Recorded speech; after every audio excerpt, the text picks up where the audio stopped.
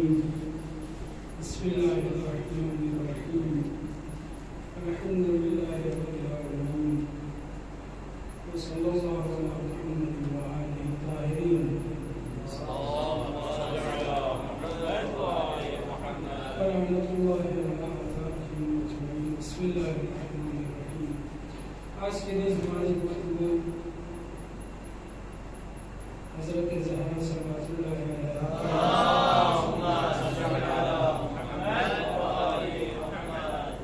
حوالے سے ہوتی ہے. دو عنوان لے کر کے ہم شروع کر رہے ہیں. ایک فقہ الزہرا صلوات اللہ علیہا کی احکام، وہ احکام اور رسول جو کلام جناب سیدہ صلوات اللہ علیہا سے استعمال ہوتے ہیں.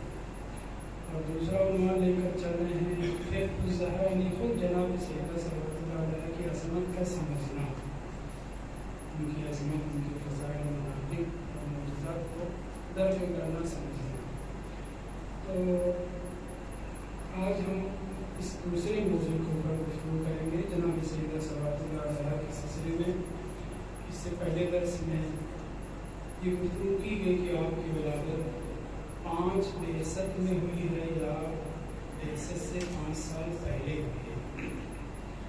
اکثر سنیوں نے لکھا ہے کہ جناب زہرا صلوات اللہ علیہا بعثت سے 5 سال پہلے پیدا ہوئی، بعثت سے بھی 5 سال پہلے. اور اس قول میں ایک خاص بات جو ذکر کرتے ہیں وہ یہ ہے کہ جس وقت کفار قریش خانہ کعبہ کی تعمیر کر رہے تھے اسی سال حضرت فاطمہ زہرا صلوات اللہ علیہا کی ولادت ہوئی ہے. اور یہ قید کیا کہ خانہ کعبہ کی نو بنا، تعمیر نو جدید جو تعمیر ہو گئی تھی، تو کفار قریش جس سال خانہ کعبہ کی تعمیر کر رہے تھے اسی سال حضرت زہرا صلوات اللہ علیہا پیدا ہوئی. اور چونکہ کفار بعثت سے رسول خدا سے 5 سال پہلے تعبیر کر رہے تھے، اس لیے ماننا پڑے گا کہ جناب سیدہ صلوات اللہ علیہا کی ولادت بعثت سے 5 سال پہلے. اکثر آپ کہیں 95-99% سنیوں کا نظریہ یہ ہے، اور اس کے ذریعے سے وہ ثابت کیا کرنا چاہ رہے ہیں کہ 5 سال وہ 11 سال مکہ کی زندگی، 11-12 سال مکہ کی زندگی، تو کتنا ہو گیا؟ جب 11 مانتے ہیں تو 16-17 سال، 18 سال 19 سال کی تھی جب جناب سیدہ تب ان کی شادی ہوئی. اور پھر اس کے بعد وہ پیغمبر کے یعنی وہ 10 سال 11 سال مدینے کی زندگی وہ 28 ہو جائے گا. اور پھر اس کے بعد 6 مہینے کے بعد بعض لوگ 8 مہینے کے بعد 10 مہینے کے بعد. اس طریقے سے وہ لوگ یہ دکھانا چاہتے ہیں کہ جناب سیدہ کی عمر کم نہیں تھی، زیادہ تھا. قید سے بہت توجہ کریے، قید سے کون سی قید؟ تعمیر کعبہ جس سال کیا ہے اس سال حضرت زہرا صلوات اللہ علیہا کی ولادت ہوئی. لیکن ہمارے علماء نے کسی نے اس نظریے کو تسلیم نہیں کیا ہے، اور 3-4 دلیلیں بہت ہیں، روایات بھی بہت ہیں، لیکن ہمارے علماء نے یہ کہا ہے کہ قطعاً جناب سیدہ صلوات اللہ علیہا بعثت کے بعد پیدا ہوئی. بہت دلیلیں ہیں، بہت سی روایات سے ثابت ہے. ان میں سے ایک روایت جو ہم آپ برابر سنتے رہتے ہیں کہ جناب خدیجہ کا قریش کی خواتین نے بائیکاٹ کر دیا تھا. کیوں بائیکاٹ کیا تھا؟ کہ تم نے یتیم ابو طالب سے شادی کی بچائی ہے، ہم تمہارا ساتھ نہیں دیں گے. اور کیوں یہ بائیکاٹ کیا تھا؟ مرد تو دشمنی کر ہی رہے تھے، خواتین نے دشمنی کیوں کی؟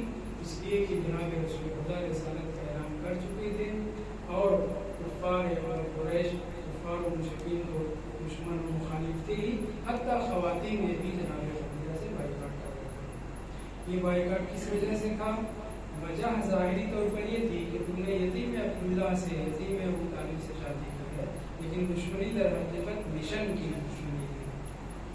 تو یہ روایت اور اس جیسی روایات سے ثابت ہے کہ رسول خدا کی بعثت کے بعد جب جناب خدیجہ صلوات اللہ علیہا نے خواتین و زنان قریش سے مدد چاہی تو ان لوگوں نے مخالفت کی.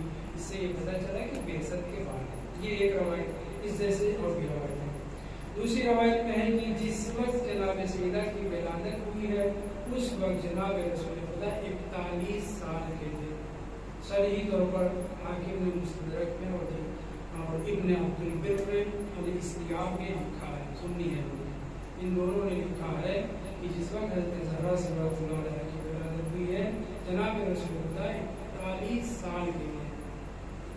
اور مسلم ہے کہ جناب رسول خدا جب 40 سال کے تھے تب آپ نے بعثت فرمائی. آپ کی بعثت جو ہے خدا نے جو حکم دیا تھا عشیرت الاقربین کب جب آپ 40 سال کے ہو چکے تھے. اور 41ویں سال میں یعنی بعثت کے کم سے کم 1 سال بعد جناب سیدہ صلی اللہ علیہ کی ولادت ہے.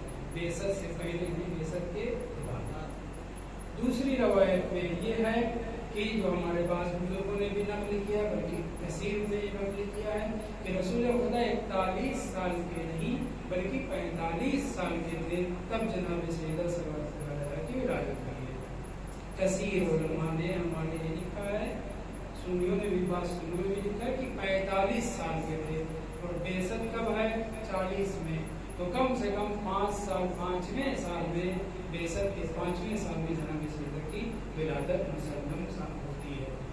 تیسری روایت چوتھی ہوئی ایک حضرت خدیجہ والی روایت بائیکاٹ والی، پھر 41 سال، پھر اس کے بعد 45 سال. ایک روایت میں یہ ہے کہ نہیں، جناب رسول خدا کے یہاں جناب سیدہ کی ولادت بعثت کے 2 سال بعد. تو اگر یہ روایت یا 41 سال عمر والی یا 45 سال عمر والی یا جناب خدیجہ کے بائیکاٹ زنانے قریش کی طرف سے بنائی ان ساری روایت کو دیکھا جائے تو ثابت ہوتا ہے قطعی طور پر کہ جناب سیدہ کی ولادت چاہے پہلی بعثت کو مانا جائے، چاہے دوسرے سال دوسرے سال کا ذکر وہ مانا جائے، چاہے 45 سال کے پیغمبر کے تب مانا جائے. اور آخری روایت ہمارے علماء کے نزدیک اصدق و اشہر روایت جو علامہ مجلسی نے اور دیگران نے لکھا ہے کہ جناب رسول خدا صلی اللہ علیہ وسلم کے یہاں جناب سیدہ کی ولادت 20 جمادی الثانیہ سن 5 بعثت کو ہوئی ہے. باقاعدہ 5 بعثت کا لفظ ذکر ہوا. اس کو اصدق اور اشہر مشہور ترین نظریہ ہمارے علماء کا یہ ہے. 41 سال کی عمر میں 1 سال بعثت کا ثابت ہوتا ہے، دوسرے سال کی بعثت سے 2 سال کا بعثت کے بعد کی عمر، 45 سال کی عمر مان لی تو 5ویں بعثت ہے. اور اس روایت سریہ میں صاف لفظوں میں کہا گیا ہے کہ جناب سیدہ کی ولادت سن 5 بعثت کو ہے.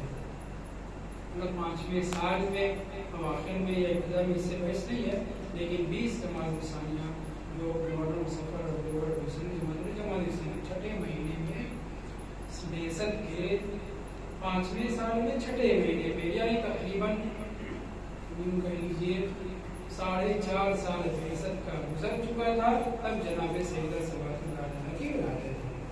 تو ہمارے یہاں ان اقوال کی روشنی میں کیا ثابت ہوا کہ جناب سیدہ کی ولادت بعثت کے بعد ہے. یہ بحث اپنی جگہ پہ کی پہلی تاریخ پہلے سال یا دوسرے سال یا 5ویں سال. یہ ایک بات جو بہت ضروری تھی ان سے ہم لوگ گفتگو کر رہے تھے. تو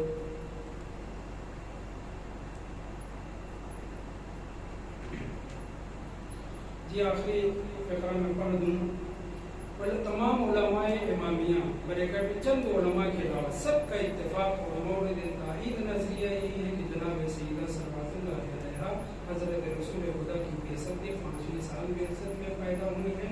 علامہ مجلسی نے اپنی کتاب جلاء العیون جیم کی کثرت کے ساتھ میں فرمایا ہے کہ یہی قول و نظریہ میں اصدق چلا اصح و اشہر. اصح صحیح ترین، اصح کہاں استعمال کیا جاتا ہے جب مقابل میں دوسرے اور صحیح اقوال میں ہو. مثلا 41 سال کی عمر پہلی بعثت، 2 سال میں بعثت یا 45 سال کی عمر، یہ سب صحیح قول ہو سکتے ہیں. ان میں اصح کیا ہے 5ویں بعثت. اشہر بھی یہی ہے، وہ بھی نظریہ ہے، وہ بھی نظریہ، یہ بھی نظریہ، مگر مشہور ترین نظریہ 5ویں بعثت. علماء اہل سنت نے بعثت سے قبل ولادت تسلیم کرنے پر ان کا کیا ہدف تھا اور کون سی خباثت ان کے ذہنوں میں پنپ رہی تھی، وہ تو وہی بتا سکتے ہیں، لیکن یہ طے ہے کہ حضرت زہرا کی عمر مبارک زیادہ بتا کر کچھ نہ کچھ منوانے کے درپے ہیں، مگر وہ یاد رکھے کہ فضائل و کمالات فاطمی پر کم عمری اور زیادہ عمر ہونے سے کوئی فرق نہیں پڑتا۔ ہمسر محترم حضرت امیر المومنین علی بن ابی طالب علیہ السلام کی ذات گرامی جناب سیدہ صلوات اللہ علیہا اسی طریقے سے بے حساب کمالات و فضائل کے مالک ہیں جس طریقے سے خود امیر المومنین علیہ السلام۔ شاعر کہتا ہے، شاعر کا میں نے نام بھی لکھ کر رکھا، عظیم رباعی کوئی ہے، انہوں نے کہا اتريد ان تحصي فضائل فاطم بنت حسن، وہ مصور کیا گیا، کیا تو یہ چاہتا ہے کہ حضرت زہرا صلوات اللہ علیہا کے فضائل و کمالات کا احصاء کر لے، شمار کر لے گا؟ نفذ الحساب ولم وفضلها لم ينفذ، حساب تمہارا ختم ہو جائے گا مگر جناب سیدہ کے فضائل شمار سے کم۔ تو یہ شاعر اس طرح سے واضح کر رہا ہے کہ ممکن ہے، مطلب ممکن نہیں، حقیقت میں ایسے ہی عمر زیادہ بتا کر کے کہ جناب سیدہ عمر ہو چکی تھی، بیمار تھی، اس لیے ان کا انتقال ہوا، ایسا کچھ نہیں ہوا کہ کسی نے ان کو مارا ہو، ماشاءاللہ یہ سب جو ہے مقصد ہوتا ہے۔ دوسرا شاعر کہتا ہے اشرقت فی حریم مکہ شمس، مکہ کے حریم میں ایک سورج چمکا، فاستنار بمروها وصفاها، جس کی نورانیت سے پورا علاقہ سے مکہ کا نہیں بلکہ پوری دنیا منور ہو گیا، اور بھی باتیں ہیں۔ دوسری بات جو حضرت زہرا صلوات اللہ علیہا کے ذریعے میں کے سلسلے میں ذکر کرنا چاہتا ہوں، اس پہ توجہ دیں کہ میں اپنے کو کہہ رہا ہوں میں بھی جہنم میں جاؤں گا، مگر مقصد جہنم میں جانا کوئی برا نہیں ہے، بہت سے مومنین جہنم میں جائیں گے مگر کسی مقصد کے تحت جائیں گے، اسی مطلب کو بیان کرنا چاہتا ہوں، مگر کیوں وہ سمجھے۔ وہ لوگ جہنم میں جا کر وہاں ایسوں کو تلاش کریں گے جنہوں نے انہیں دنیا میں کسی طرح کی مدد کی ہوگی۔ مومنین جنت سے نکل کر کے، اگر جنت میں اس وقت گئے ہوں یا نہیں گئے، بعض لوگوں سے پتہ چلتا ہے کہ جنت میں جانے کے بعد نکلنے کا چانس ہی نہیں، خالدون کا مسئلہ ہے۔ جنت میں جانے سے پہلے یہ لوگ پہلے جہنم میں جائیں گے اور وہاں پہ جا کر کے جس نے بھی دنیا میں کسی طریقے کی ہلکی پھلکی بھی مدد کی ہوگی، بقول و بفعل و حسن منظر، ایسے 4-5 کلمات استعمال ہو، کسی ایک جملے کے ذریعے سے کل کو شروع کر رہا تھا نا کہ جناب سیدہ اور صلوات اللہ علیہ کے چاہنے والوں کی کسی نے بھی کوئی مدد کی، اگر کسی نے نام سیدہ صلوات اللہ علیہ پر ایک گھونٹ پانی پلایا ہو، ایک لقمہ کھانا کھلایا ہو، ایک ٹوپی ایک رومال دیا ہو، کسی بھی طریقے سے اس کا اجر و ثواب ایام فاطمیہ میں آپ سنتے رہتے ہیں۔ یہاں اسی سے مشابہ روایت میں ذکر کرنا چاہ رہا ہوں۔ جی جہنم، جس طرح جہنم کے فرشتے، کیا جہنم کی آگ فرشتوں کو جلاتی ہے؟ ان کے جسم کو خدا نے ایسا بنایا ہے کہ وہ جہنم کی آگ ان کے اوپر اثر انداز نہیں ہوتی۔ ہم فرشتوں سے افضل ہیں، فرشتے ہمارے خادم ہیں، ہم سے بڑا شیعہ نہیں بھائی، ان الملائکۃ بار بار پڑھتا ہے لخدام نام تاکید کے ساتھ، وخدام شیعتنا، کوئی لفظی نہیں ہے، فرشتے ہمارے خادم ہیں۔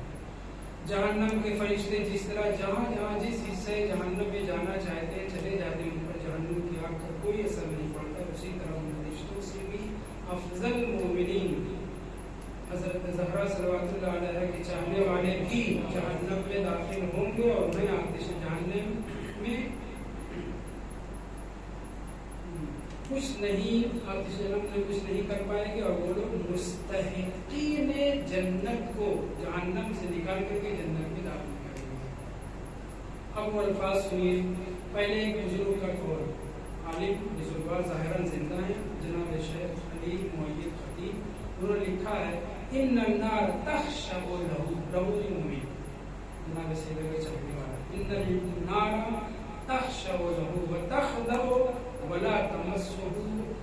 سا جہنم کی آگ خضوع و خشوع کرے گی.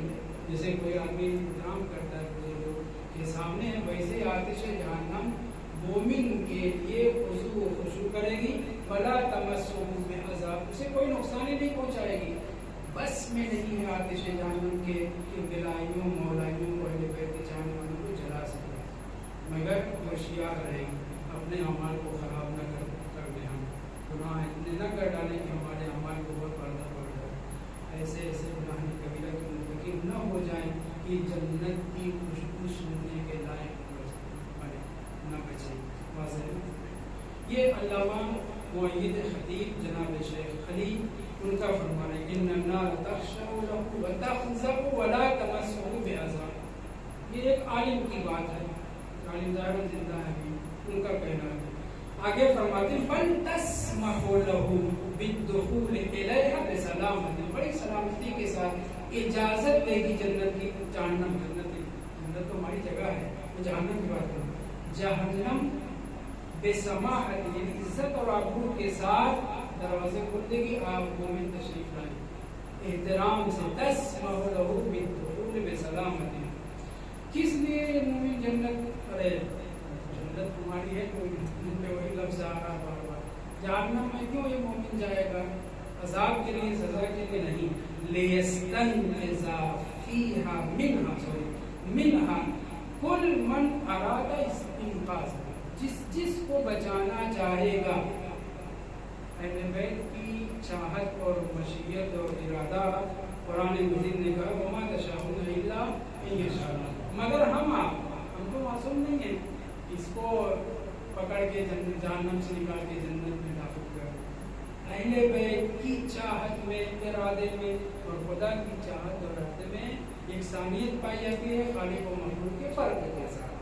مگر ہم لوگ تو معصوم نہیں ہیں، پتہ نہیں کس کو پڑھ کے اٹھا کے لے کے آگے جہنم سے جنت میں داخل، وہ بھی جنت میں جہاں چاہیں گے.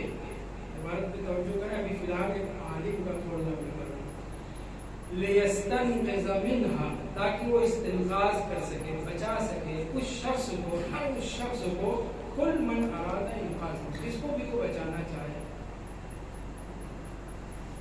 جس کو بھی مومن جہنم کی آگ سے جل رہے انسان کو بچانا چاہے بچا سکتا ہے. یہ اسے اختیار دیا جائے گا. آگے ہے جی،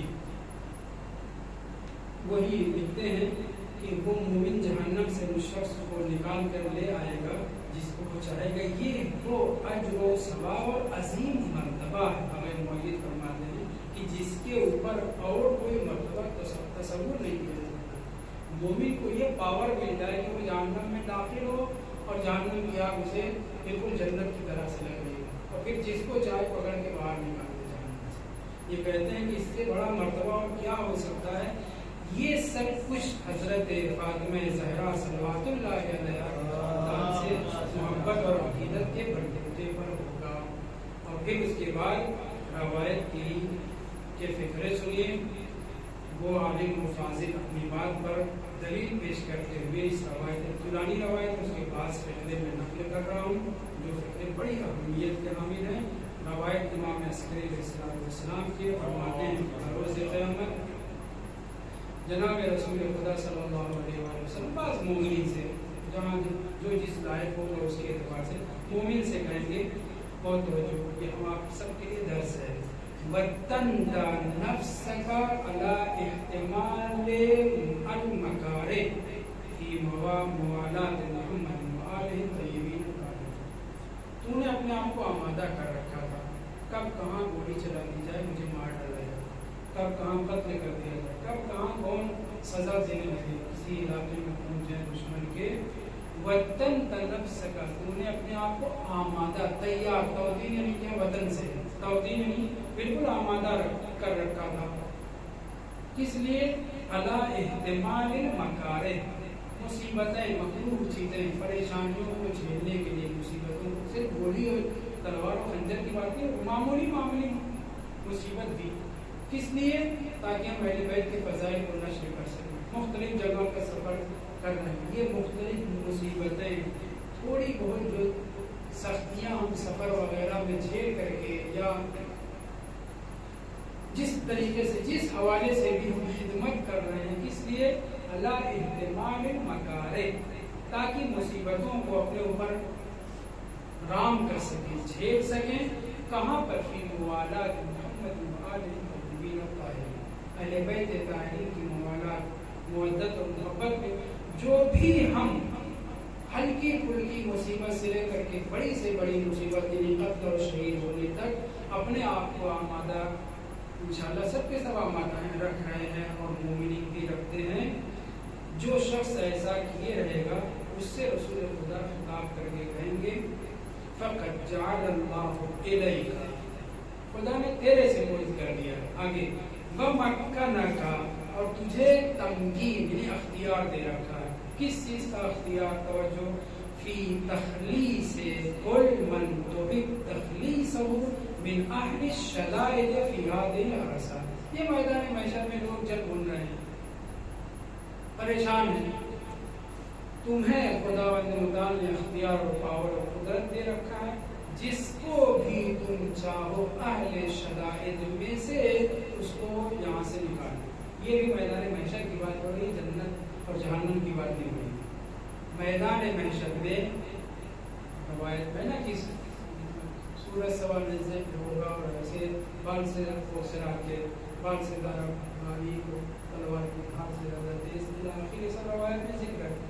بڑی مصیبتوں کی جگہ ہے میدان محشر، روز قیامت۔ کتنے کروڑوں سال تک، لاکھوں سال تک کتنے لوگ جھیلیں گے، لیکن مومنین کے پاس رسول اسلام جا کر کہیں گے کہ تجھے خداوند متعال نے تیرے اس عمل کے بدلے میں جو تم نے محبت اور ولایت اہل بیت طاہرین علیہ السلام میں اپنے آپ کو آمادہ کر رکھا تھا ہر چیز، ہر مشکل کو جھیلنے کے لیے، اور ہم کو واقعی آمادہ ہونا چاہیے۔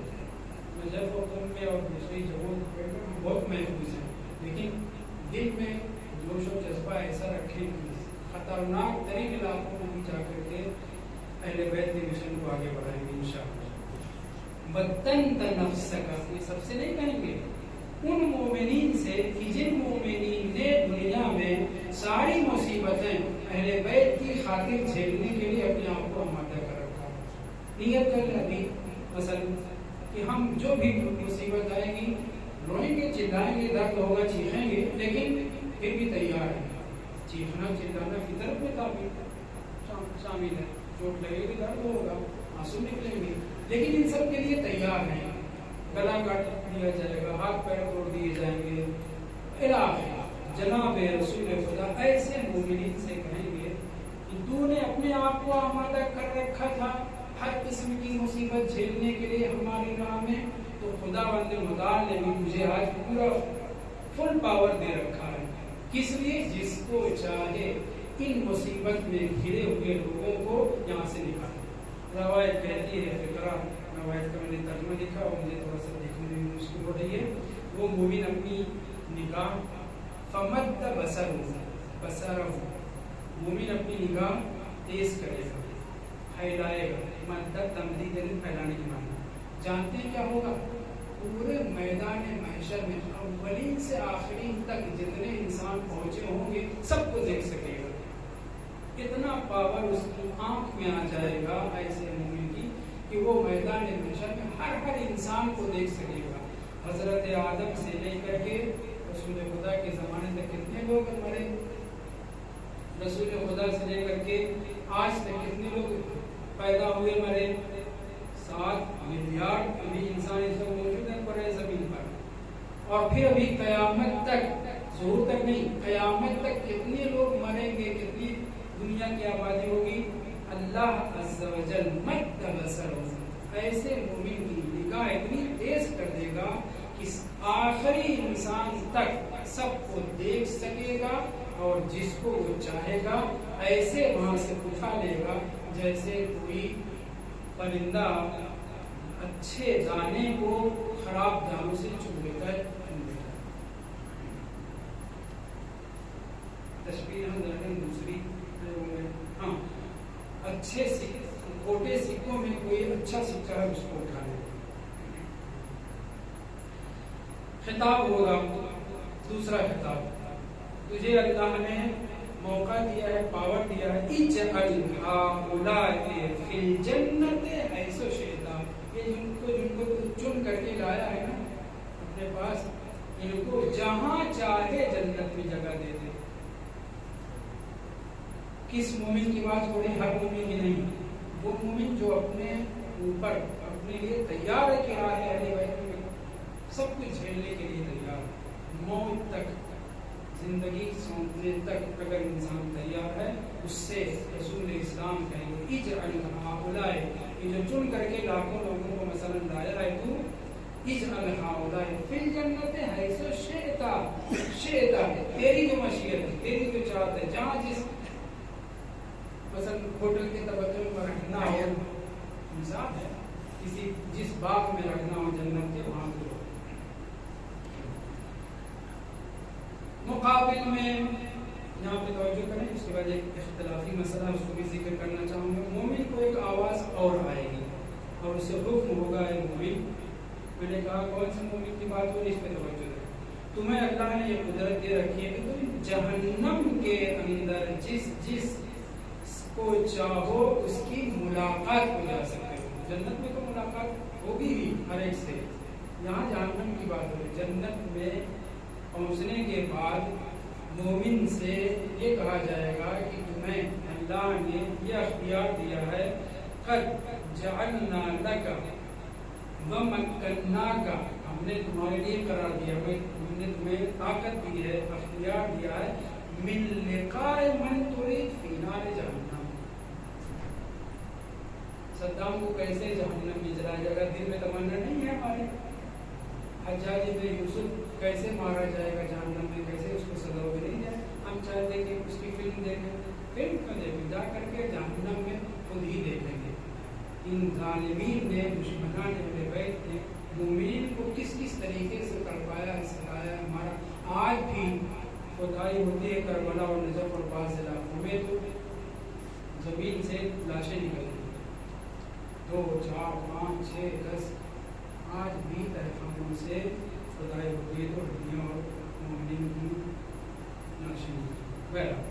कज्जाल नलक करना का मिन लिकाए मन तुरीद फी नार जहन्नम, तुझे अख्तियार है जहन्नम में जिसकी भी मुलाकात हो, शद्दाद को, नमरूद को, फिरौन को, सद्दाम को, जिसको भी देखकर दिल चाह रहा है, वो मोहब्बत में नहीं, उनकी सजाओं को देखने के लिए। मैं तो देखना चाहता हूँ भाई, अपनी बात खास तौर से सद्दाम जैसे लोगों की सजाओं को देखना चाहता हूँ। यहाँ पे मिन लिकाए मन तुरीद फी नार जहन्नम की इबारत है, मगर मैंने उठा करके तावीरुल आयात ताहिरा और तफसीर अल-बुरहान में यही रवायत जा करके देखा, हवाला दिया हुआ था, नीचे जा करके देखा, वहाँ इबारत फर्क है।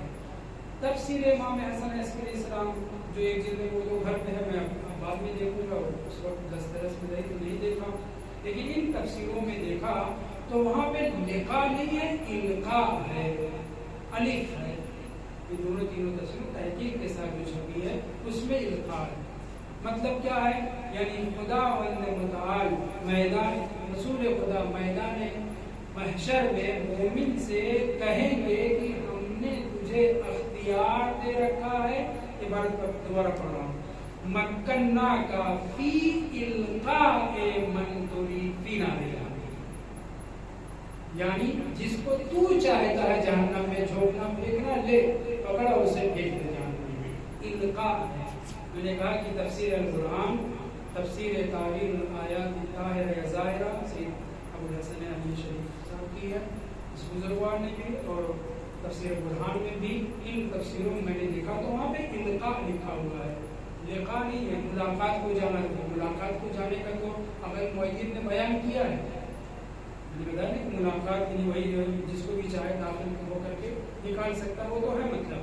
लेकिन ये इस रवायत के फिक्रे पे जाकर के मैंने तवज्जो की तो उसमें आया है फी यमन इल्काए मन तुरीद फी नार जहन्नम, वो ये हो या वो مومن کا پاور پتہ چل گیا.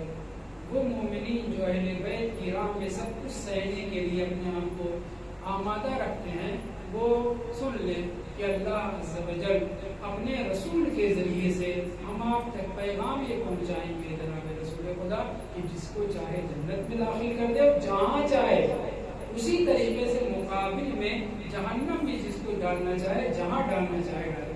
ایک تو مقابلہ، کیونکہ جنت میں داخل کرنے کی بات ہے لہٰذا یہ القاء ہی ہو سکتا ہے. ہم نے کہا کہ یہ دونوں طریقے کے ساتھ چھپی ہے، اس میں القاء ہے. لیکن اصل مصدر ان تفسیروں کا تفسیر القرآن سے ہاشمی بحرینی کی 1000 کچھ میں اتفاق ہوا ہے. ان بزرگواروں کا اصل مصدر کون ہے؟ تفسیر امام حسن عسکری علیہ السلام. اس میں دیکھنے کی ضرورت ہے کہ القاء ہے یا القاء ہے، اگر ہو تو بتائیں.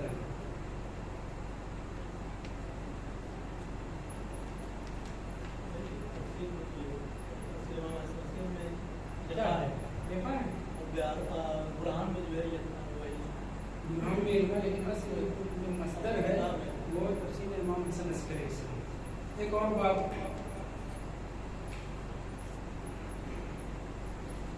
اگرچہ ہم عنوان درس کے تحت فقہ الزہرا صلوات اللہ علیہا کہہ رہے ہیں، جناب سیدہ کے کلمات سے دستور اور احکام جو استعمال ہوتے ہیں، یا دوسرا عنوان جناب سیدہ صلوات اللہ علیہا کا خود سمجھنا، ان کی شناخت اور معرفت پیدا کرنا. صحیح؟ تو فقہ الزہرا، فہم حضرت زہرا صلوات اللہ علیہا ہم آپ کی بس کی بات نہیں، انسانوں کے بس کی بات نہیں، فرشتوں کے بھی بس کی بات نہیں. کما بہو معرفت حاصل کرنا فرشتوں کے بھی بس کی بات نہیں. فرشتے کیوں؟ انبیاء و مرسلین، صرف انبیاء و مرسلین کیوں؟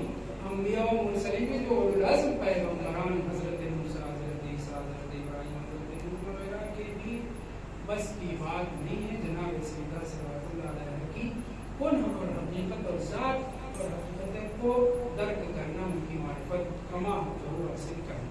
یہ کوئی لفظ ہی نہیں، روایات سے ثابت ہے، متعدد روایات سے بات معلوم ہے. معصومین علیہ السلام نے بیان فرمایا ہے انبیاء کو نبوت جو ملی ہے جتنے درجے کی معرفت تھی، جیسا دام دیا ویسے مان لیا. یعنی کیا؟ جتنی معرفت انہیں عالم ذر حضرت زہرا صلوات اللہ علیہ کی ہو سکی اتنے درجے کے نبی بنے.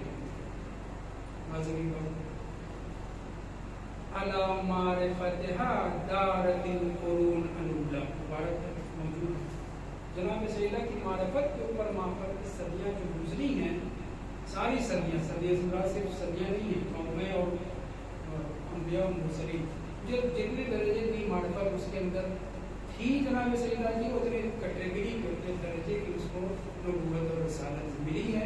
اسی لیے جناب رسول خدا نے فرمایا فاطمہ کو بحر النبوت، جناب سیدہ نبوت کا سمندر، جتنا پانی جس کے بس میں تھا نبوت کا الیکھ کر کے گیا. جتنی معرفت حضرت آدم کو تھی، حضرت نوح کو تھی، دیگر انبیاء کو تھی، جناب سیدہ کی کلی طور پر اہل بیت کی اتنی بڑی مضبوط منصب کی ان کے اندر اہمیت پیدا ہوئی اور وہ نبی ہوئی. واضح بات. آگے بڑھتے ادھر جناب سیدہ صلوات اللہ علیہ کی عمر اس بڑی مدنی زندگی میں پہلے سال یہ لوگ جو بہت زیادہ منہ لگے ہوئے تھے رسول خدا کے، بہت زیادہ اپنے آپ کو قریبی سمجھتے تھے، ان لوگوں نے رشتہ بھیجنا شروع کیا. پہلا کتا بھی آیا، دوسرا ملعون بھی آیا، خبیث بھی آیا، اور دیگران بھی ان میں سر تھے. اور ہے جو بہت بڑا سیل تھا. میں یہی ممبر سے مجلس میں یہ چیز پڑھ چکا ہوں، لیکن آج مجھے روایت دوسرے انداز سے نہیں تھی. میں روایت آپ حضرات کے سامنے پڑھنا چاہتا ہوں، یا میں مجلس میں بھی کوٹ کی جا سکتی ہے. عبد الرحمن ابن عوف بہت پیسے والا تھا، تو یہ جواہرات سونا چاندی وغیرہ اس کے پاس تھے. بڈھا پوسٹ ہو چکا تھا، لیکن اس کے باوجود وہ پہنچا. کیسے کلمات استعمال کیے میں مجلس سے پہلے پڑھ چکا ہوں، مجھے آج فقرہ ملا نہیں کہ میں بیان کرنے سے قاصر ہوں. بہرحال اس نے ٹھوس دی اپنے مان لیا کہ اللہ کے رسول آپ نے اس کو پکڑا، اس کو پکڑا. میرے پاس میں جناب سیدہ کے لیے میں مسئلہ اتنی دوں گا، مجھے اس وقت یاد نہیں، جلدی سے پڑھ چکا۔ دوسرے لفظوں میں اپنے اڈانی اور امبانی پن کا اظہار کیا اس نے رسول خدا کے سامنے۔ پیغمبر کچھ بولے نہیں، وہیں پہ ایک ڈھیلا پڑا ہوا تھا مٹی کا، پتھر میں مٹی کا ڈھیلا پڑا ہوا تھا، کتنا بڑا تھا معلوم؟ پیغمبر اسے اچھال دیا اس کے آگوش میں، جو آغاز میں اس نے اس پتھر کو، اس ڈھیلے کو اٹھایا تو کہتا کیا ہے؟ واللہ ان ہذہ تساوی کل ما املک۔ پہلے یہ بتا دوں، مہر بہت بتائی تھی، مگر جتنی پراپرٹی وہ سب تو نہیں کام پہ لگائے گا، آگے زندگی میں بسر کرنی، کتنی بڑی مہر کے لیے پیشکش کی مجھے نہیں معلوم، یاد نہیں رہا اس وقت، ہم یہ پڑھ چکے ہیں، اس وقت یاد نہیں ہے، لیکن بڑا سرمایہ مہر کے طور پہ دینے کے لیے کہا، اور بقیہ سرمایہ ظاہر ہے کہ جب بڑا تاجر ہے، لیکن جب رسول خدا نے ایک ڈھیلا اٹھا کر کے اس کی آگوش میں پھینک دیا اور اس نے اس ڈھیلے کو اٹھایا تو کہتا ہے، یعنی رسول خدا کے ہاتھ سے ڈھیلا مس ہوا مٹی کا موتی بن گیا اور اس کی آگوش میں پہنچا۔ جب اس کی آگوش میں پہنچا تو اس نے اٹھایا اور کہتا ہے واللہ، قسم کھا کے کہتا ہے، ان ہذہ تساوی کل ما، جتنی میری پراپرٹی ہے، صرف مہر کو تو ذکر نہیں، جتنی میری پراپرٹی ہے، ساری پراپرٹی کی قیمت ایک طرف، اس در کی قیمت ایک طرف۔ جوہری جانتا ہے، صحیح، بڑا تاجر ہے، اپنے سرمایہ سے بھی خوب واقف ہے، اور اس در کی کیا قیمت لگ سکتی ہے اسے بھی پتا ہے۔ کہتا ہے واللہ ان ہذہ تساوی کل ما املک، جتنی میرے پاس پراپرٹی ہے اس کی یہ برابر ہوتی ہے۔ مطلب کیا؟ بہت قیمت ہے اس کی۔ ادھر اس کی زبان پر اس مٹی کے ڈھیلے کی تعریف الگ تو جو بن چکا ہے آئی، ادھر پیغمبر نے اس سے کہا یا عبد الرحمن، توجہ، واللہ انی قادر ان احول هذه الارض الى معادن وجواہر باذن ربی۔ شاید لائٹ دیر سے چلے، کچھ کم کر دیں،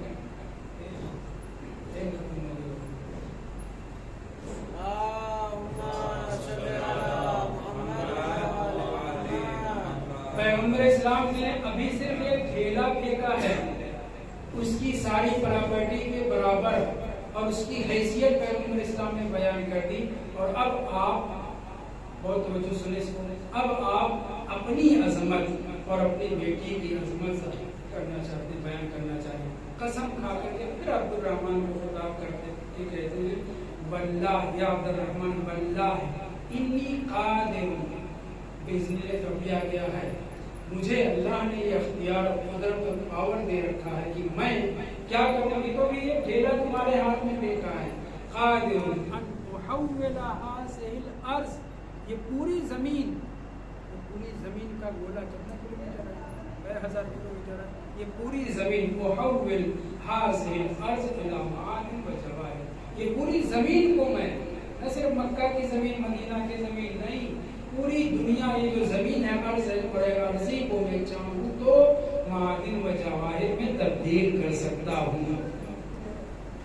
اللہ نے مجھے یہ پاور دے رکھا ہے کہ میں اس زمین کو، پوری زمین کو، نہ صرف یہ کہ زمین کے اندر سونے ہیں، چاندی ہے، جواہرات نہیں، پورے عرض کو پوری میں تبدیل کر سکتا ہوں۔ تم اپنی ثروت مندی اور دولت مندی کو میرے سامنے ظاہر کر رہے ہو، مجھے دھوکہ دینا چاہ رہے ہو تاکہ میں اپنی بیٹی کی شادی تم سے کر دوں، تمہارے پاس پیسہ زیادہ ہے، تمہاری حیثیت ایک ڈھیلے کے برابر ہے، تمہاری حیثیت ایک ڈھیلے کے برابر ہے، اور میں یہ قدرت رکھتا ہوں، جب اتنی قدرت میں رکھتا ہوں تو پھر میں اپنی بیٹی کو کسی ایسے کو دوں گا جو ایسی ہی قدرت رکھنے والا ہو، ایسی ہی قدرت رکھنے والا ہو، اور وہ قدرت امیر المومنین علیہ السلام نے خود بیان کی ہے۔ میں جلدی سے اسے عبارت کو پڑھ دوں کہیں بند نہ ہو جائے۔ یطیعونا، اطاعت سے، یطیعونا، ہماری اطاعت کرنے پر مامور ہیں، ترجمہ یطیعونا کل شیء، ہماری ہر شے مطیع ہے، حتى السماوات والأرض والشمس والقمر والنجوم والجبال والبحار والشجر والدواب والجنة والنار. ساری کائنات یہ دکھائی پڑ رہی ہے بھی، یہ سارے افلاک کہکشائیں، سیارے، ستارے، کتنے بڑا آسمان ہے، کتنی فضائیں، یہ سب کے سب ہمارے موتی ہیں. جناب مقداد آئے تھے پریشان حال تھے نا، کہا میرا نام لو، پتھر اٹھا، پہلے ڈھیلا اٹھا لو تاکہ اپنی جو ہے میں ممبر سے یہیں سے پڑھ چکا ہوں. انہوں نے کہا کہ میں پریشان ہوں، کچھ عطا کیجیے. انہوں نے کہا ڈھیلا ان کے دے دے لو. دیکھا مٹی غور سے لے اسے، جو غور سے دیکھا تو جواہرات میں تبدیل ہو سکے. دوسری بات میں کہ انہیں سے کہا کہ میرا نام لو، یہ مٹی جو ہے سونے میں بدل جائے گی. مولا کا نام لیا، وہ مٹی کا ڈھیلا سونے میں بدل گیا. مولا نے کہا جتنے کی ضرورت ہے اس میں سے لے لو. انہوں نے کہا کیسے توڑوں اس کو؟ کہا میرا نام لو. پھر نام لیا، اس کی ضرورت پر اس کو جیسے ہم لوگ بسکٹ وغیرہ توڑتے ویسے انہوں نے لوہے کو سونے کو توڑا، ضرورت پر نکالا. اب پھر پریشان کیے، جو ضرورت بھر کا تو لے لیا، اب اس کو کیا کروں؟ کہا میرا نام لو، اس کو پھینک دو زمین پر. نام لیا مولا کا، پھر وہ مٹی میں تبدیل ہو گیا. وہ پتھر، وہ مٹی کا ڈھیلا موتی ہے، امیر المومنین ہے. اور امام یہاں کیا فرما رہے ہیں؟ یوتیونا کل شے، ہر چیز ہماری موتی ہے. اگر سارے افلاک کہکشاؤں اور سیاروں ستاروں کو بھی مولا چاہیں جوہر اور گوہر بنانا تو بنا سکتے ہیں. اسی لیے امام نے کہا یوتیونا کل شے، یہاں تک کہ آسمان، زمین، سورج، چاند، ستارے، پہاڑ، سمندر، درخت، چوپائے، جنت و جہنم سب ہمارے موتی ہیں. تو اب جب سب ان کے موتی ہیں تو یہ اسٹیٹس والے ہیں، اس لائق ہیں کہ جناب سیدہ صلوات اللہ علیہا کے شوہر بن سکیں. شاعر کہتا ہے من ہی ام من ہی زوج من ہی بنت من. یہ کون ہے آخر؟ ان کے باپ کون، ان کے شوہر کون، ان کے بیٹے کون؟ من ذا یدانی فی الفخار اباہا. اصلا کوئی ہے کہ جو ان کے باپ کی برابری کر سکے، ان کے شوہر کی برابری کر سکے، ان کے بیٹوں کی برابری کر سکے؟ یہ تو تنہا ذات کائنات میں ہمارے نبی اور ہمارے امام حضرت امیر المومنین کے بعد سب سے بڑی ذات ہے، اسے حضرت فاطمہ زہرا صلوات اللہ علیہا کہتے ہیں.